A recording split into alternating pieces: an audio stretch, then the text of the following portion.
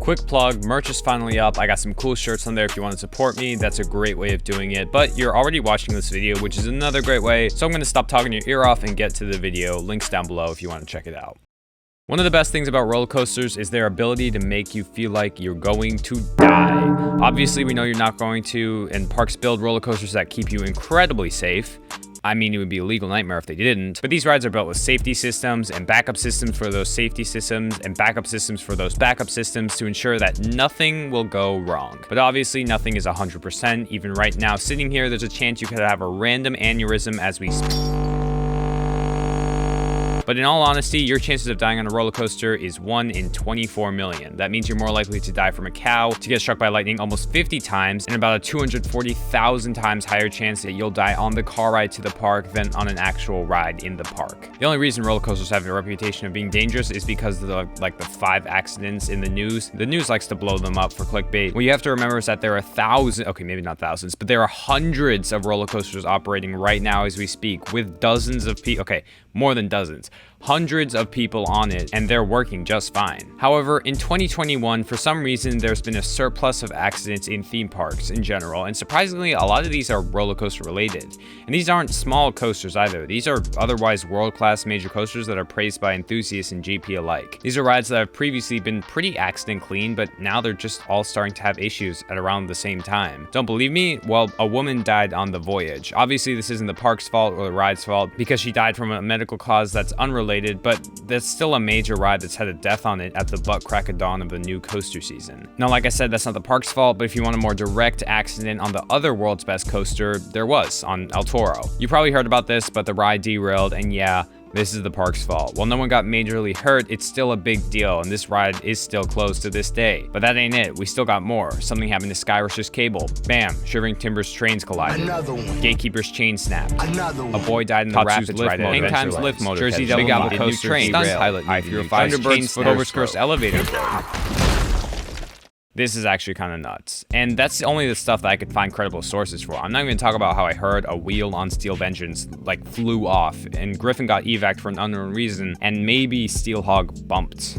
I guess I kind of just did talk about them, but whatever, now you know. Not only are these rides world-renowned, but they're also some of the stars of their parks. Voyage, Steve, Toro, I-305, Skyrush, these are all rides that top enthusiasts' best coaster lists and their respective parks lists. Yes, even Skyrush, and I'll take that to my grave. And I'm going to be honest, guys, even though I've studied roller coasters and their safety systems to a T, even I was a bit nervous getting on some of the rides at Six Flags Great Adventure when I went a couple weeks ago. I still went because deep down I knew nothing was going to happen, but it's still a fear I'd never had to worry about until now, albeit it was a very brief period. But the real question is why? Why has everything that could have gone wrong gone wrong? I just said how you have a 1 in 24 million chance of dying on a roller coaster, and we've already had 2 deaths. Now, I know this is going to sound weird, but the reason these rides are having a lot of accidents is because of COVID. It's not exactly because of the virus itself. I mean, obviously a virus can't infect a ride and get it sick. No, it's more about the lasting effects on the economy. The pandemic last year killed theme parks and the travel industry as a whole. Parks have been struggling to recover from this financially and have to cut some corners to compensate. I know it sounds kind of bad about machines that simulate death, but let me continue explaining. They haven't been cutting corners with safety systems and stuff on the engineering side of parks and building new rides.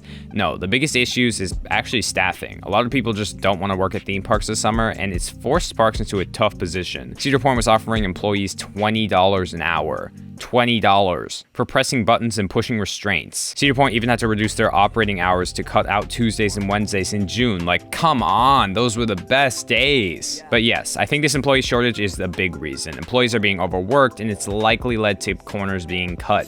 The rides are likely not being upheld to the same safety standards from a maintenance and ride inspection standpoint. There's also the point that employees are being overworked. Like I said before, the Shivering Timbers accident was entirely an employee's fault. On Saturday, June 19th, 2 trains collided on the brake run, not even on the ride course. This means that the ride ops had full manual control and it still had an accident. The train on the brake run was manually released from the brake run by a ride operator, and it collided with a train that was parked in the station. Keep in mind, the train in the station is clearly visible to the ride operators that are also in the station. The train that collided was also full of people that had just ridden. There weren't any serious injuries, but it's still a sign of sloppiness and incompetence from the park, and I'm sure a lot of that has to do with the employees being tired and overworked and underpaid. But I want to stress that none of this is the ride's fault. I think accidents are going to slow down because parks are getting used to running at full capacity and the responsibilities that come with it. Roller coasters are some of the safest machines on the planet, and most of the major accidents of all time are human error. That accident on the Smiler a couple years ago where 2 trains collided was completely the ride operator's fault. There was no mechanical error. In summary, the ride wasn't supposed to be running because of high winds, but the operators ran it anyways.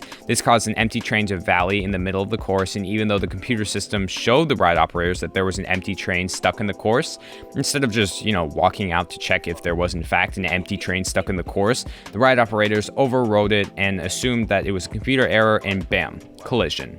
Coasters are safe. They're designed to be safe, and most of the accidents that have ever occurred are human error, but that's still not really a reason not to ride them. Parks have definitely taken note on all the accidents recently and are trying to resolve the issues as soon as possible. The ride-ups are being more attentive and careful with their job, and if you don't trust them, I sort of get it, but I also don't think that should keep you away from rides. There are plenty of other situations that you put your life in the hands of completely average people working a job that they probably don't like very much. Cab drivers aren't star-studded drivers. There are way more airplane accidents than roller coaster ones, and Uber drivers are usually in it as a quick side hustle. All these things, you put your life in the hands of other people's, and it's honestly more dangerous than roller coasters because they have way more control over the machines that determine whether you live or die. With the roller coasters, operators are simply following instructions, clicking buttons, pulling levers, whatever, dispatching. I don't even know what they do. A lot of the time, if a ride up or maintenance is sloppy, it's just another roller coaster accident you hear about in the news where thankfully no one was hurt, and the ride is closed for 3 months, then it opens back up. I think that's the case for Skyrush, Toro, and Gatekeeper, and a lot of the rides I mentioned before.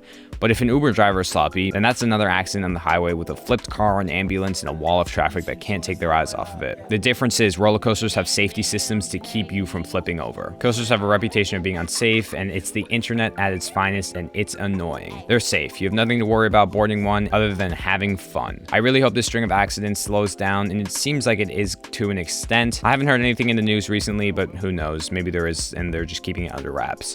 As more people start to go back to parks, the parks are going to have to up their game, or otherwise this is going to continue. The rides just aren't used to this type of wear and tear, full operations every single day after a year of minimal to almost no usage. But it does look like they're getting the idea with paying more to their staff. I hope you enjoyed the videos. Thumbs if you liked this, thumbs if you've loved it.